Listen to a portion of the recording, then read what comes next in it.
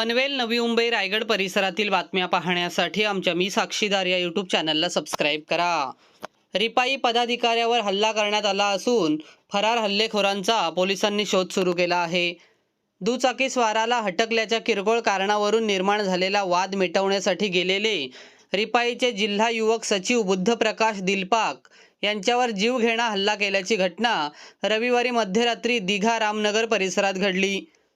Rabale MIDC पोलिसांनी विशाल मोरे आणि त्याच्या 12 साथीदारांविरोधात गुन्हा दाखल केला आहे।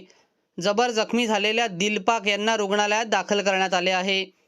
रामनगरमधील रिपाई कार्यकर्ता योगेश दारोळे हा रविवारी मध्यरात्री घरासमोर उभे असताना दुचाकी स्वार विशाल मोरे याने त्यांच्या अंगावर दुचाकी घातली होती।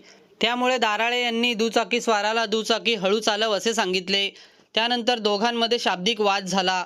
या वादाचा राग मनात धरून मोरे हा काही वेळानंतर 10 ते 12 साथीदारांना घेऊन आला। यावेळी दिलपाक यांनी मोरे आणि त्याच्या साथीदारांना समजावण्याचा प्रयत्न केला असता त्यांच्यावरच कोयता आणि लोखंडी काठीने हल्ला चढवला। या घटनेनंतर 10 ते 12 हल्लेखोरांविरोधात गुन्हा दाखल करून विशाल मोरे आणि अतुल वाघमारे यांना अटक करण्यात आली। तसेच त्यांच्या इतर साथीदारांचा शोध सुरू करण्यात आला आहे। हल्लेखोर तोंडाला रुमाल बांधून सोबत हत्यारे घेऊन आले होते।